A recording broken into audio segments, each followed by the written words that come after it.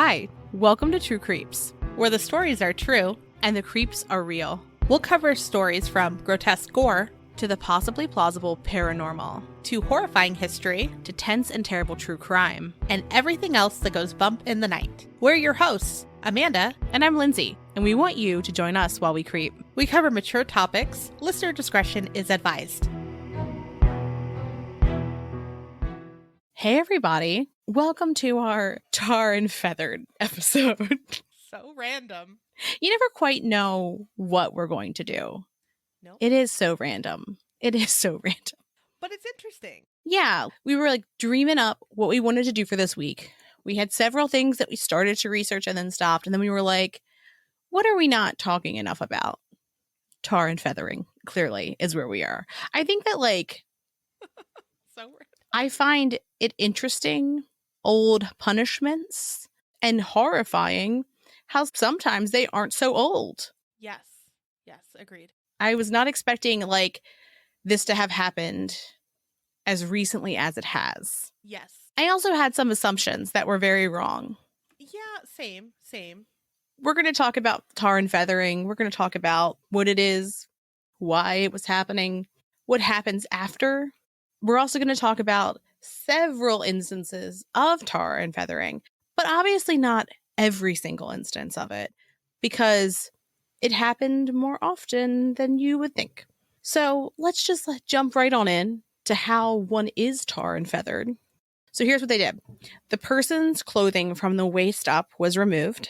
Then pine tar was applied. It never occurred to me that it was like pine tar, like sap. In my head, it was like tar, which is much worse. Same. So pine tar, still not great because it was sometimes heated up.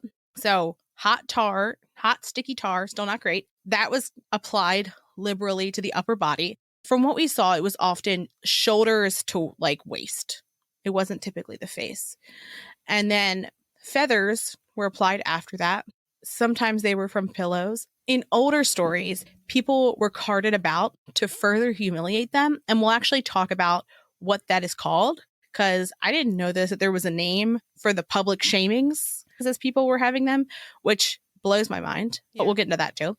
And then sometimes, and this feels extra humiliating, where they would smear the tar on them, and then they would make them roll in feathers. Make them do it themselves. Mm-hmm. Also, if they didn't have pine tar available, sometimes they would use molasses. Oh, no. No more molasses. And it would be warmed up too. I know. It's not a good molasses application. No. So let's talk about why people were tar and feathered. And it's typically a punishment for varied criminal or moral offenses. It was meant to humiliate the offender, but it was also, like Lindsay said, incredibly painful. Sometimes the crowds that were watching would also attack the person while this was all happening, which seems just a little much. Some think it was also done because it was a crime deterrent. So people would see, oh, this would happen if I do something bad. Therefore, I will not make that choice. I'm not generally committing crimes. I say generally. I'm not committing crimes. But I feel like that would, if this was in the mix as something that could happen, it would be even less likely. Are you saying this needs to bring Not saying back? that we should do this. No, because there's plenty of crime deterrent that exists in the world already that does not deter crime. No, that's true. So it wasn't an official punishment. So if you do this, then you're tarred and feathered. That didn't happen. It was just a punishment that could occur. So we're going to talk about the first recorded instance that it happened and the complications that happen when you are tarred and feathered. So the first recorded instance of tar and feathering is from Richard I of England, and it was in 1189, and it was a punishment for theft on his sea vessels. That feels like a hefty punishment for theft, but in his official order, he said, Amanda's ready. She's ready for my weird accent. I can't do a British accent, so who knows who will be. Probably just default to a very bad transatlantic one. He shall be She's already off camera. She's already horizontal. I can't look at you when you do this. I feel like I need to back the microphone up because I'm going to be loud. So here we go. Because I have to, it has to boom, Okay. You have to get ready. Okay. He shall first be shaved, then boiling pitch shall be poured upon his head, and a cushion of feathers shook over it, so that he may be publicly known. And at the first land where the ships put in, he shall be cast on shore. Cushion? Is that what you said? Cushion. Cushion. You're welcome. You're so fucking welcome. Perfect. You have to, like, if you're gonna give a tar and feathering proclamation, it has to be, you have to mean it. I also just want to point out, it's important to note that this first instance is, 1189? Mm-hmm. And when you consider what we're going to talk about next, which is what happens after you are tarred and feathered, I just want to point out that year is like, that's the first recorded instance. It's possible and likely that it was happening before then, because wouldn't it be fucking weird if he's like, someone stole from my ships? You know what we should do? Right. Like, I can't imagine, like, that just seems like a zany kind of punishment to just randomly think up. Right. Very original, but probably not for him. So what happens after you are tarred and feathered? It typically wasn't lethal, but it was extremely painful. And it would normally leave terrible burns and blisters, which makes sense. Like, if it's hot, it's going to fuck up your skin. Removing the tar would pull out a person's hair and sometimes pieces of skin too. And I know it's not the same thing, but like, have you ever gotten like tar on your foot at a beach? No. You're like, I don't go outdoors. I go outdoors. I've just never been at a beach where they had tar balls. And I know what that is because of our blobs episode. Well, sometimes they're so tiny you don't notice. Not that I've gone to like a million beaches or anything, but there's been times where you'll be like, oh no, there's a little bit on your foot. And that even is extremely hard to get off. So like, I can't imagine, this. So once it happened too, it could lead to a ton of infections. And just as a note, penicillin wasn't invented till 1928. And even then, it wasn't mass produced till the 40s. So like, when you think of infection, ways to treat it. This also means that the practice of tar and feathering is over 700 years older than the cure for the infections that it could cause. Blows my mind. The idea that you would have something that could cause this level of damage that you're doing, but not the best ways to treat it. Like, okay, sure, it's not lethal right now. Right. But what happens because of it could be. Yeah. So in the Middle Ages, sickness was seen as a punishment for moral failings, which is so sad. Wine was also used as an antiseptic for wound care. It's also, if you think about that, tar and feathering is sometimes used as a punishment for like moral offenses. The wounds that come from tar and feathering, like say you did get an infection, right? If they're already seeing sickness as like proof that you are not morally great, then I could see that logic of being like, well, this is what you get. Yeah. Which is shitty. It is. Right. So poor hygiene generally, but also in regard to healers, could make injuries worse that were caused by burns or infections. Common healing practices by physicians included induced vomiting, bleeding with or without leeches, and sweating. Party. The bleeding part always gets me. Like, oh, grosses me out. Mm-hmm. We talked about that a lot, actually, in our strange doctoring episode. So treatments for burns was not revolutionized until the 18th century. So for much of history of tar and feathering, victims could face serious complications as a result of the tar and feathering. So again, it's not going to kill them, but what happened after definitely could. So let's get into instances of tar and feathering. In 1623, Bishop Halverstade ordered that drunken friars and nuns in a particular party be tar and feathered. Again, a very steep punishment for being a little drunk. Yeah. Right? In 1789, a British soldier was caught having sex with a turkey, and he was tarred and feathered. Some of the sources that we saw on that one talked about that it was the turkey's feathers that they put on him. And I'm like, hasn't that turkey gone through enough? Yeah, that's... Like, just what the fuck all around?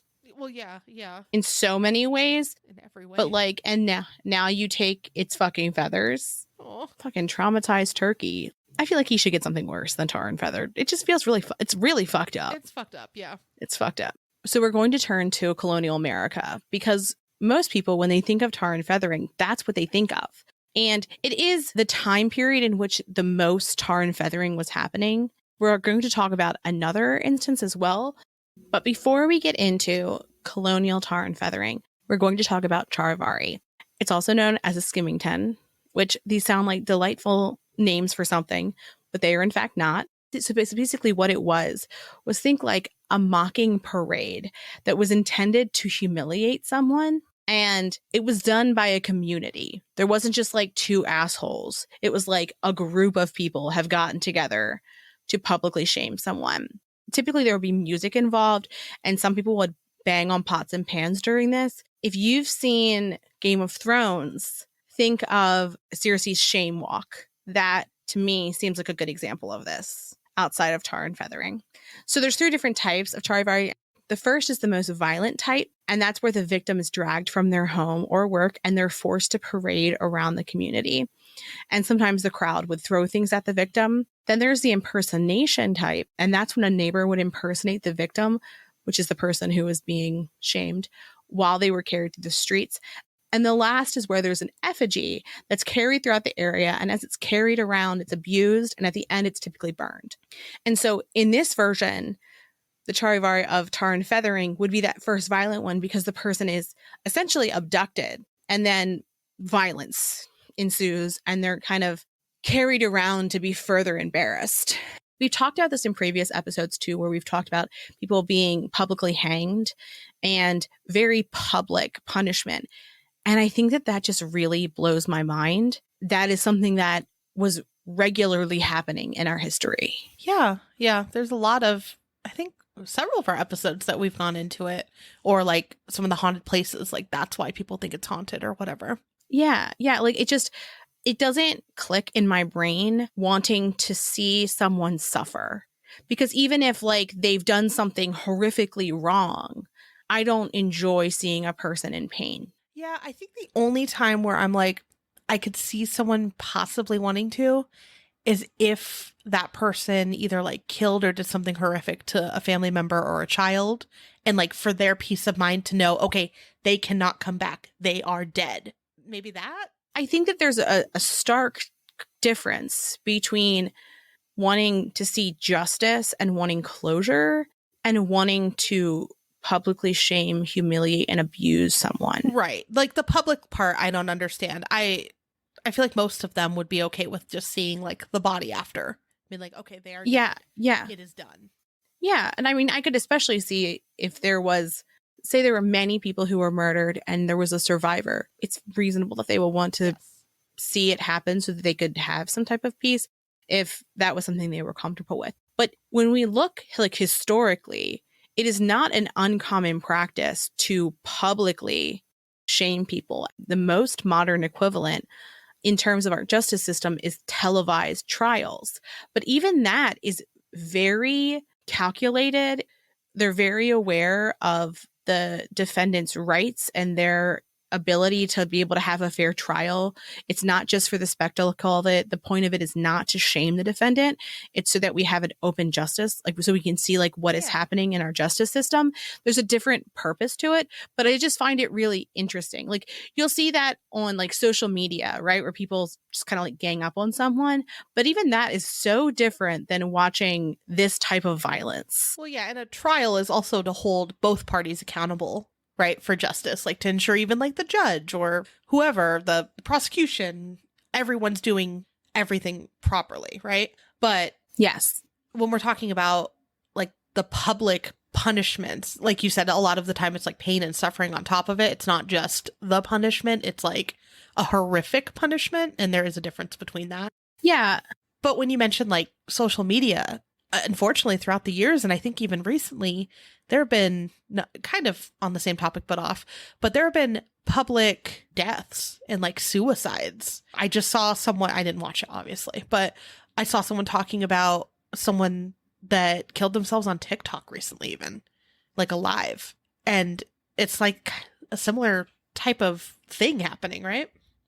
It's a public forum where there's violence happening, but is it the same as vigilante justice that is carried out by a crowd where the majority is not stopping it. Like, again, I'm not condoning any type of violence, and I'm not condoning any type of social media posting of violence either, obviously, right? No. But when someone is sharing on social media an act that they've done, it's done by that person typically, unless there was like a group, right? But typically it's like one-on-one. The crowd might be in the comments, but they aren't present most of the time. Right. I don't know. It's just, I think this would be different in the digital age. And I think that there is a certain amount of shaming that occurs, but I don't think it's this level of violence. I think that it could get there if we were to take several steps backwards in our country, which we have done in the past decade. So it is alarming because, right, like there is a tendency for people to feel viscerally about political issues and to not just disagree with someone's viewpoint, to disagree with their mere existence in the world. Mm-hmm. And so I think it's terrifying that we as like a people might be going backwards into that way, where like we had made some progress, headway in terms of being like more compassionate, more reasonable people. Obviously, we're not there all the way, but like a little bit of leeway. Right. But so back to our tar and feathering.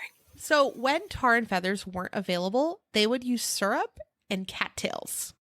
Do you have cattails there? They're the worst. And if you have them around, you have to be careful with your pets too, because they dig. Yes, they do. There was an increase in this punishment when the Townshend Acts passed in 1767. And what that was an imposed tax for glass, lead, paint, paper, and tea. This was because people were tar and feathering the people who were enforcing the Townshend Act. Upheaval of the Townshend Act would eventually lead to the Boston Tea Party. I have a very important question for you. Okay. You are West Coast, right? Yes. And have always been. Yes. I am the expert at West Coast, right? Is the American Revolution glorified to you over there? Glorified?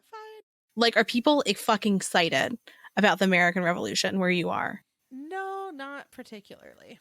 Okay, on the East Coast, we're very excited about it. Like, people are hyped. Like, we don't have any monuments of it or anything like that. You know, like, our history doesn't really have as much, I guess. Yeah, well, I mean, like, Arizona came much later. Yeah. But, like, it is still the nation you were a part of. That's interesting. It didn't occur to me until we were doing this research that I was like, I wonder if Amanda was, like, raised on, like, listen to all of this stuff about the American Revolution. Like, not so much. It is over here. Of course, like, in school and everything, we'll do, like, different tasks to talk about it, or like there are museums and things like that, but there's not like, I don't know, statues where you'd find in other states.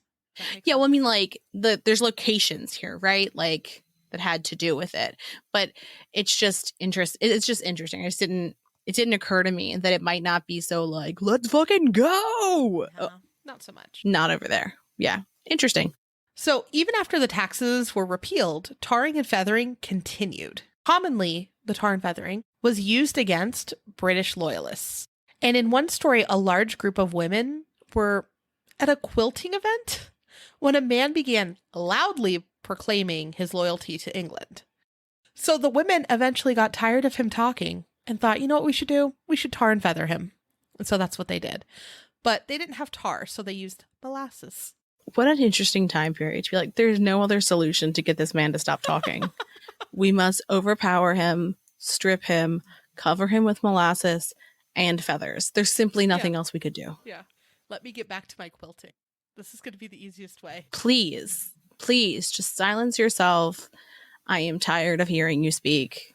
So John Malcolm was tarred and feathered twice. That's a bad time. He was a British loyalist in colonial America, and he was the comptroller for the Customs Service. And the first time was in 1773, and it happened a year later. And the second time was more severe, and pieces of his skin from his knees had to be removed. No. And also, interestingly, so shock, you were scarred from these wounds, right? It's called tar acne. And like, it's not as though your body just like heals smoothly or it looks like a normal scar. Like, it's like pock marks. Mm-hmm. Yeah. So another person, actually, we've mentioned this name before when talking about Lori Vallow. which seems very strange, but Joseph Smith. And he was a Mormon prophet. And in 1832, he was taken from his bed and tarred and feathered. Some think it was done because the people who did it were anti-Mormon. Others speculate that he had been intimate with a younger girl from the area. There have also been failed attempts to castrate him before he was tarred and feathered. Yikes. That's wild. Yeah. So, okay, we leave colonial America and tar and feathering dies out-ish. And as we move into the 1900s, we'll see a distinct shift in what tar and feathering is being used for. And it's being used primarily as a tool for white supremacists.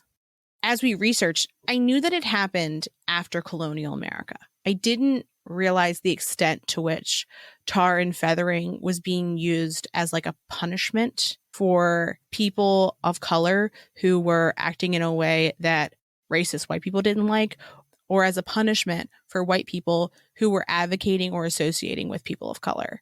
The sheer volume of instances is pretty fucking disgusting. And I think it's interesting that when we think of tar and feathering, we think of colonial America, despite a lot of these things happening within the last 100 years or so. Right, right. And that's not great for when I think of like history lessons, right? And like the big parts that as an adult, I'm like, oh my gosh, I didn't know that happened. Why didn't I know that that happened? Well, and it's because we're given a really, really incomplete version of history. Yes. And that's one of the reasons why it's so incredibly important that education not take out Skip the bad stuff. Diversity generally, but also specifically critical race theory. When you do that, it just reinforces that we should get rid of pieces of history that are unpleasant in our history books. Well, they minimize all of that. Yeah, they're like, You're absolutely right. You're absolutely right. Or they'll put a little blurb. They'll be like, oh, and it was horrific because this happened. And then it would go into something else. And you're like, but that's a major piece of history that we just, all of us, like I think everyone in our age range. Yes. Maybe before, a lot after, just skipped a whole section that was just so important to understand. And this is one where I'm like, when we were researching, it's like, yikes, like, why didn't we know more of this and more of like, yeah, the horrific things? Because we know, in our head now, especially as adults, we're like, okay, we know a lot of the horrific things that happened. We know around about what time, it wasn't that long ago. But then here's just some added details. Yeah, I think it's important to know some specifics of like, America has been heinous to people of color for as long as America has been America, and even before then. But what exactly does that mean? Because so often people are like, racism doesn't exist. And it's like, if you can't acknowledge what our country has done already, how can you understand how this is being perpetrated today still? Agreed. One of the very interesting things that we noted was that a lot of sources talked about tar and feathering starting in the 1900s being really like a mob justice, which not that it wasn't like that before, but it was like a mob justice in areas where official law enforcement wasn't there to take action. And it completely pulled out the racial element, which very interesting, very disgusting. So we're not going to do that same thing. We're going to talk about it. We're going to dive into it. It's important to acknowledge. The first case that we're going to talk about is before the 1900s, and it's from 1897, and it's Peb Falls. And she was tarred and feathered because of her disreputable character. And her character was called into question because she was a white woman who was spending time with Black people. Some sources say that she was also an alcoholic as well. One of the newspapers that wrote about what happened to Peb was the Allentown Morning Call newspaper, which is from Pennsylvania. And the Morning Call newspaper said that Peb was, quote, hideously depraved from her early youth. This newspaper also had a description of her tar and feathering. And they said, she was pulled from a shack, stripped naked in the street of Cowans, and held tightly by several men. As she screamed, they applied hot tar to her body from head to heels, which is significantly more than we've heard before. Mm-hmm. Then showered with small feathers all over her and turned her adrift naked, save for the tar and feathers. Again, it's a stark contrast from the waist up. Right. And also where it was shoulders down. Mm-hmm. So you weren't doing things like blinding people. There are some reports in the months that followed, Peb's alcoholism worsened, and that as a result, she was forced out of town and had to live in the woods. That's a lot. Yeah, it is. And it gets worse. So just a few months after Peb's tar and feathering, her partially decomposed body was found hanging from a sycamore tree. Many people argued that the Black people that she hung around had gotten mad at her for stealing, so they lynched her to make it look like it was a crime committed by white men. However, most agree that it was likely the same men who tarred and feathered her that hung her as well. And as far as we could see in our research, we could not see any evidence that suggested that the men whose identities were known ever faced any repercussions for their crimes. That's gross. Mm-hmm.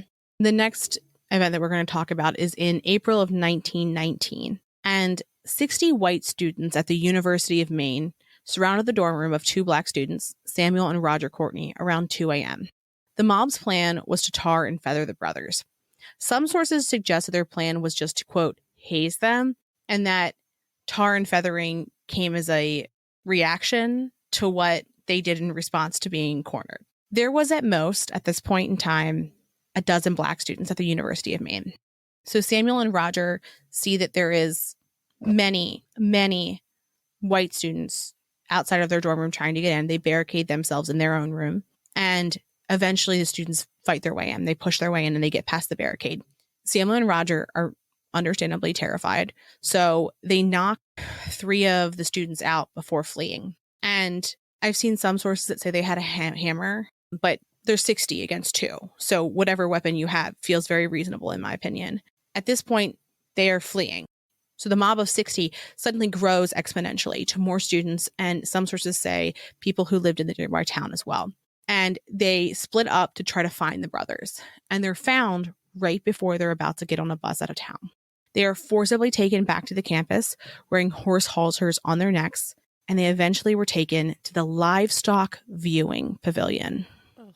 Samuel and Roger were then stripped naked, and then they were held down and shaved. They were then forced to cover each other in hot molasses, and then the mob covered them with feathers from their dorm room pillows. Law enforcement was called hours before they were tarred and feathered, but they only arrived to the scene after it had already happened. Of course. And again, right, they're getting there just as this is ending. So you can see who it is. These people were not wearing masks. And Samuel and Roger were popular before this. Like, they were like well liked. And some people thought that they had like a quote unquote attitude. And that was one of the things that made them want to haze Samuel and Roger. But so no arrests are made. The university's president, Robert Ailey, said that it was hazing. And he said it was, quote, likely to happen anytime at any college, the gravity depending much upon the susceptibilities of the victim and the notoriety given it. Get fucked. Yeah.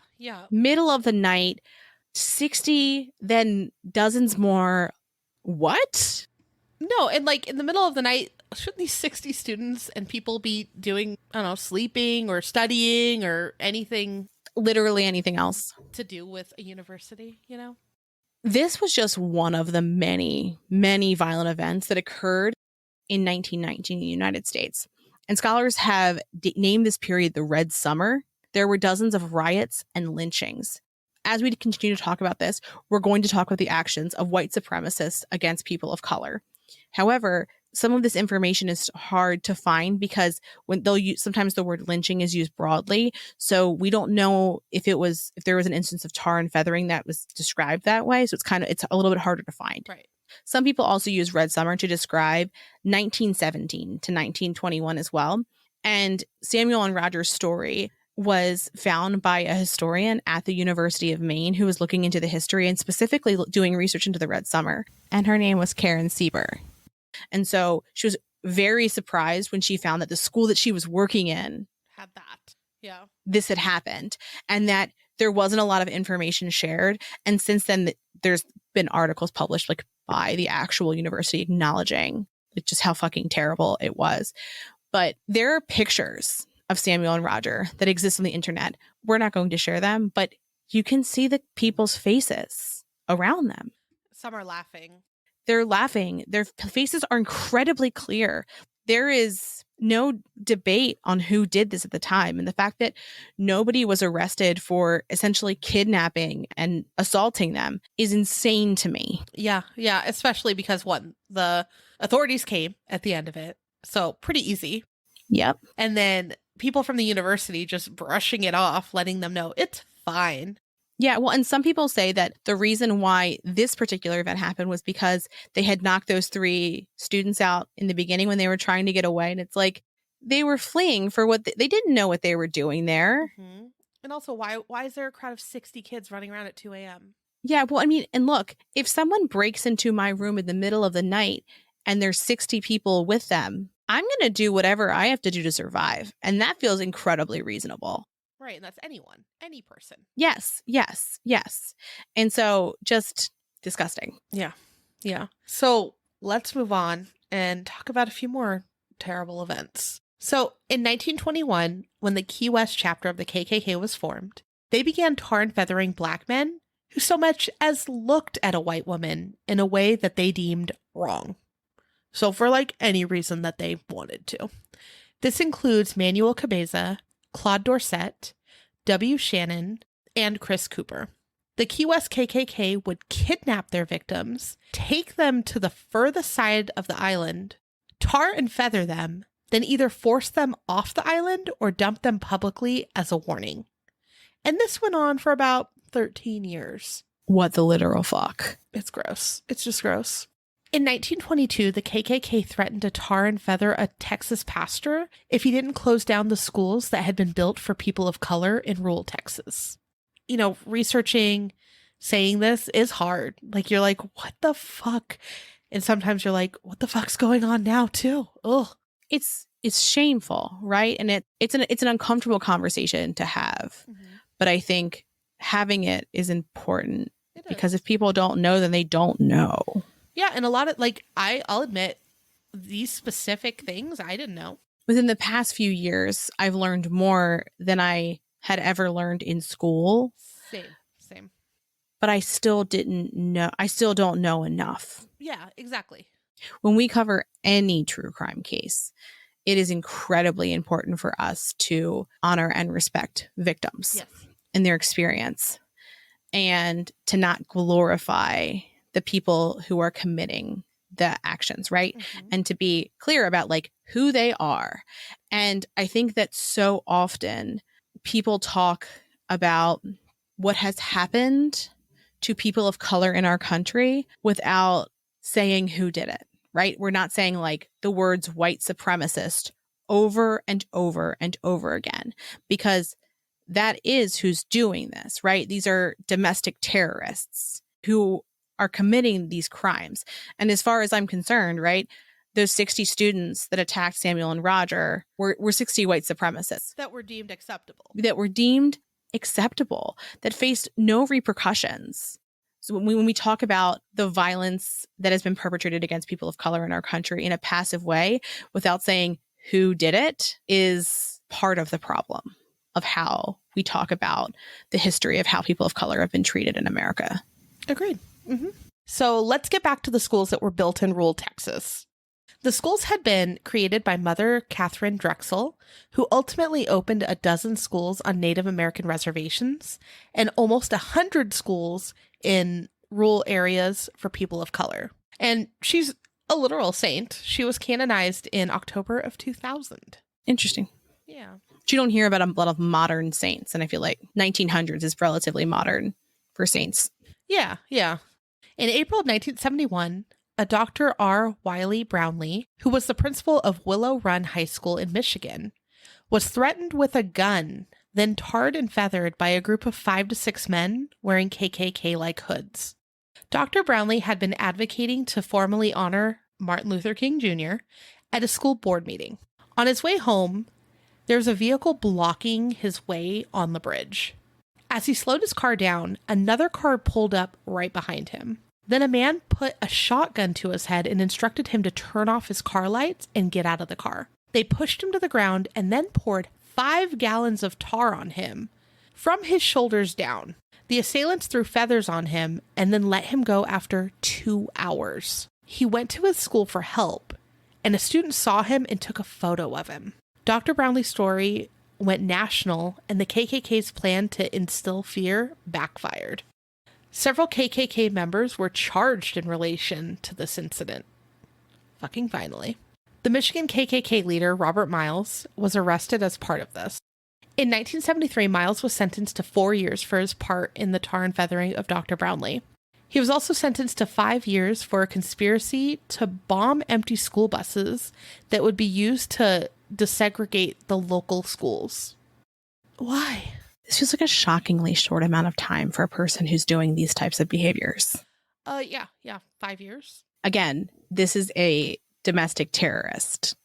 So 4 years for what he did to Dr. Brownlee, and then 5 years for a conspiracy. In 2014, at the Texas State University, after Trump was elected, there were threats that, quote, deviant university leaders would be tarred and feathered for their support of diversity garbage. What would diversity garbage be? You know, like the term garbage with diversity, like in no world can that be together in my head. You know, it's foreign to me. No, it doesn't. It doesn't make any sense. One of the reasons that we bring that up is, again, we said it at the beginning of this part of our episode, was that how many times have you heard, if you don't know history, it's bound to repeat itself. But when we act like white supremacy isn't at the root of racism and shit like this happening, and people talking about literally tar and feathering students in 2014, like, if you thought that we were beyond this, you're wrong. Yeah, I just hope the future is better. And now that we're aware, I think it's our generation that we're aware of, like, oh, there's a lot of gaps in our knowledge of things. Perhaps we should fix those gaps and be open to learning and want to learn more, instead of the mindset. And not everyone, I don't want to say every generation is like this, but many are like, I know what I know. I have things to do. I don't have time for that. And us, we're like, we need to make time to learn this so that we can educate. Like me as a mom, I want to make sure my kid is aware of all of the things that have happened. And yes, there is, you know, am I teaching a kindergartner a lot of this? No. But as he ages, like, he knows that there's racism. He knows that there are different types of people, right? Like, there's different people, and different people can love, and different everything. And it's so normal to him that he doesn't even blink twice. Yeah. And that's what I'm hoping for the next generation. Our people made some mistakes, and now we need to be better. And I'm hoping that that just continues. It is uncomfortable to acknowledge and discuss. They are not comfortable conversations to live in, and they're not comfortable truths to acknowledge about history. And I think being okay with being uncomfortable, because that's the least we can fucking do, is be unfucking comfortable. Yeah, and that might be it too. Is a lot of people don't want to be, so they don't choose to learn that, because they're like, that's a yikes. Like, that's really hard and bad. Yeah. And sometimes I think just the realization that it wasn't that long ago hurts people's brains a little bit. I think that people assume, they're like, today, theoretically, if these things were happening, it wouldn't happen the same way. But it's like, that's not true. That is not true at all. Because if that was true, we wouldn't have prisons that are filled disproportionately with people of color. We wouldn't have routine interactions with police ending with death if you're a person of color. There's so much work to be done. And I feel like people have the mindset of like, but this isn't then. Yeah, we're done with that. We're done with that. But in the same breath, they are so proud of things like the American Revolution and how that shaped our country. Like, they're so fucking proud of that. And how can you be so proud of that and so aware of how that affects America today, and not be aware of the fact that things that have happened within the past 100 years and act like those don't influence where we are today? Like, the very real, like, day-to-day ramifications of how that impacts our government, companies, interactions, education, and so on and so forth. But hopefully with the idea that we simply must live in that discomfort in order for this to happen. And learn from and it. learn.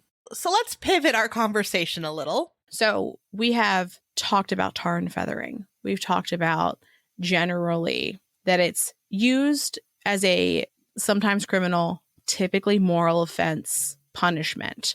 We say offense like in quotation, but we've talked about colonial America. We've talked about the 1900s and how people of color and their advocates were tar and feathered. And the next section that we're going to talk about is tar and featherings that happened in the US and abroad that were inspired by moral outrage for other reasons. So not for British loyalism, not simply because of race. Just because of horrible things. Fucking horrible things. So in 1924, in Myersville, Maryland, in Frederick County, Dorothy Grandin, who was just 21, and her friend Mabel Mills had been in town for just about a week. I have seen some sources that said they were kicked out of Hagerstown, but I don't feel like you can get kicked out of a town. Like, I don't think you can do that. You know, like, I don't know, but I digress. They were visiting a friend who was Miss Kennedy, and there were murmurs about town that the women had been visited by men several times already during their short trip. A local newspaper reported that the women's actions angered the town and created an intense resentment. And this was so much that the sheriff wrote Dorothy and Mabel a letter asking them to leave. But apparently they didn't leave quickly enough. So on July 24th of 1924, Dorothy was actually headed out of town on foot. She was walking, and it was 10 to 11 o'clock at night when a group of townspeople approached Dorothy, and they were very angry. One of them was Mary Shank, and she had brought a club with her. A little much. Shank thought that Dorothy had been intimate with her husband, Lloyd, and she brought the club just in case she found Dorothy and Lloyd together. So she finds Dorothy. She's not with Lloyd. Nevertheless, she hits her several times with the club, and then the group strips Dorothy before tar and feathering her. Dorothy pleads for help, and they just laugh at her. Mary later said that she didn't want to hurt Dorothy, but she was told that she too would be tarred and feathered if she didn't do what the group had wanted. She did later, however, plead guilty for her part in the attack. Many of the men who were there were just watching and did not take an active role in the attack. There were a total of 20 people charged with the attack, including Mary. 12 men were sentenced to prison time, and that included Harry Leatherman and Arthur Rice. 5 were acquitted. 2 were given suspended sentences. Mary served 9 months in county jail, and the governor later pardoned 9 of the men who had taken part in the attack. And at that point, they had served just 5 months of their 1-year sentence. Wow. Can you imagine just the mental hoops that you have to jump through to be mad at a woman for possibly having sex with men, but thinking it's okay to strip her naked in front of a group of almost 20 men? Seems a little backwards. And then I like that they got pardoned. And like Mary, they're like, no, fuck you. You're going to serve your 9 months. Yeah. Okay. It's confusing. It's not, the math is not mathing here. Yeah, the math doesn't math for any of that. No. So in Ireland in 1971, there were multiple instances of young women being tarred and feathered because they were dating British soldiers. And this was during the Troubles in Northern Ireland. One of the victims, Martha Doherty, who was only 19, said that 3 masked women broke into her home and dragged her out and then tied her to a post. They then shaved her head, then tarred and feathered her. They took pictures of this too. Wild. So in 1981, Marita McElwee was found guilty of kidnapping after she tarred and feathered her ex-husband's fiancée, Elizabeth Jamieson McElwee. Marita and her ex-husband, John, were divorced in 1975. Marita said that she tarred and feathered Elizabeth because she believed that John was still her common-law husband and needed to stop Elizabeth from marrying John, because that's the only way to stop a marriage. Clearly. On March 24th of 1981, Marita and her sister, Robbie Jean McCorkle, broke into Elizabeth's trailer, cut her hair, stripped her from the waist up, spread tar on her, and then sprinkled feathers on top of that. They then took Elizabeth from her trailer and left her in the dump. They threatened her with a shotgun to make her comply during the ordeal. On March 26th of 1981, Elizabeth and John were married, so it didn't even work. I don't know why they thought it would. It just makes Elizabeth more sympathetic, does it not? Yeah, exactly.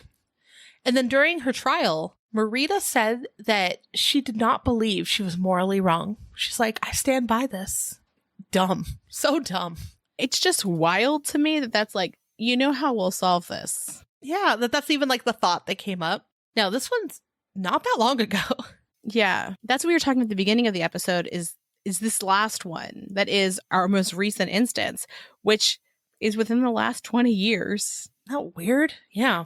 So in 2007, a man in his 30s in Belfast was tarred and feathered by vigilantes. People thought that he was a drug dealer, and law enforcement didn't take action against him. So masked men kidnapped him, tied him to a lamp post, and then tarred and feathered him. They also made him hold a sign that said, quote, "I'm a drug-dealing scumbag. There's no other way." There's nothing else they could do. I don't understand this as a solution. I don't understand how that came to anyone's thoughts in 2007. Yeah. I'll solve this. There's a drug dealer, and I must take accountability for this. What? If I was like, someone has wronged me or someone who I know, I don't think this would even come into my head. No, not at all. Well, today, people use tar and feathering as a euphemism for publicly shaming someone, which, I mean, I guess it's not really in my vocabulary, but okay. It's also not in my vocabulary. But as Amanda and I were researching, one of the things that we would see would be like political articles. They were like, they're tar and feathering, and then insert just political rants against one party or the other. Yeah. And I was like, ugh, A little much. I don't think words are as bad as tar and feathering, you know? You can just say the word shame. Yeah.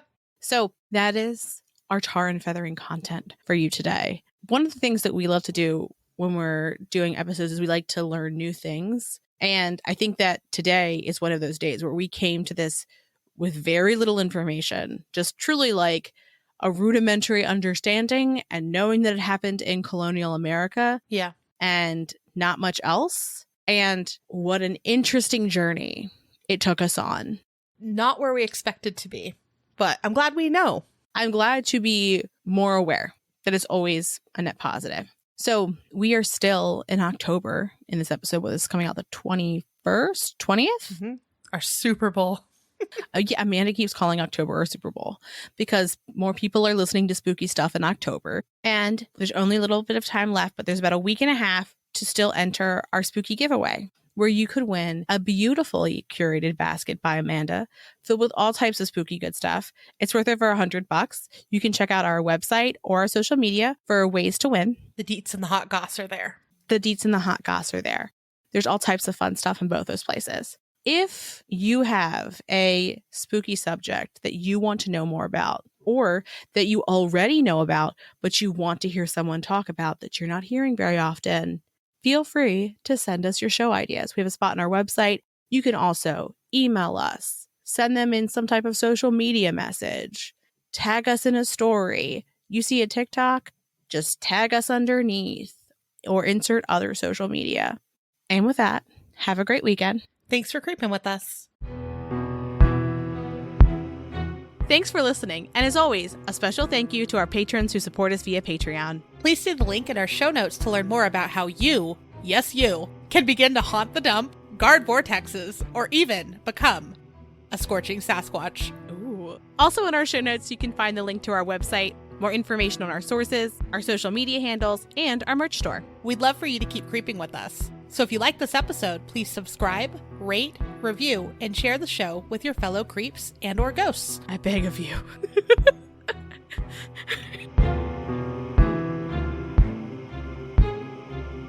So, because I said that they use molasses, though, note to your husband, I don't need more molasses at my house. Just putting that out there. Don't worry. He didn't hear this because he's not listening to this He this did podcast. once, and that one time that he did, he sent a giant gallon of molasses. That was years ago. He's like 30 episodes in. He's not even past year one. What? I know. How dare he not want to hear my voice all the fucking time? Yeah. And your voice. Exactly. Him driving to work, he should want to listen to us. When he is not near me, he should be listening to me Absolutely. talk.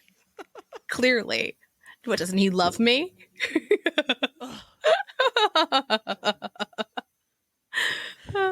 It makes me laugh because now it's like a bit. Now it's a bit that I know that like whatever I say, unless he hears it while editing, he's oblivious. And also, if you listen and you're friends with him, don't snitch. Don't ruin this. Don't ruin this. I just hit the microphone, but don't ruin this for me. So when we were talking, when you just said that it wasn't that long ago, when I was out of town, I was in Alaska 2 weeks ago now, and we did a tour, and one was of an old brothel. Okay, and it's supposed to be haunted, so we were like, okay. We learned that Lysol.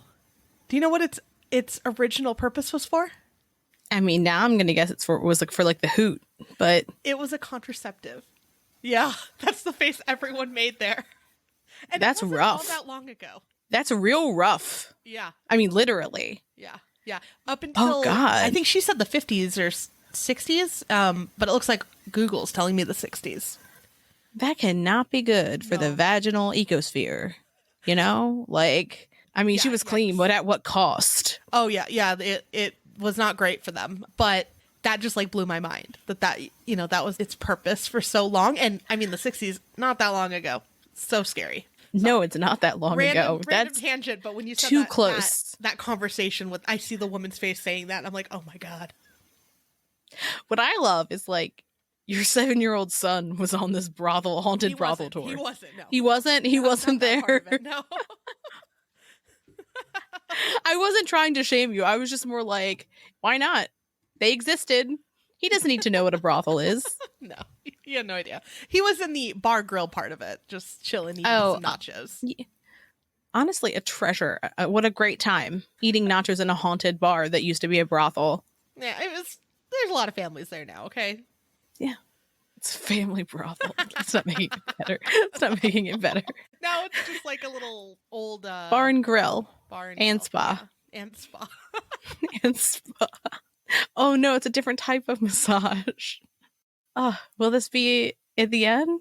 Probably. And we're starting from the beginning so early. Yeah, yeah. Oh, it says app is not focused. I'm going to look up what that means. Oh, it means that you have gone to a different screen. Like you're looking at a different tab. It knows what you're doing. It told me. It went, she's looking at something else right now. What's she looking at? She's not focused. Cushion. Well, you were I mean, that was partial. Yeah, you were Partially, but I didn't mean to oosh it so much, you know?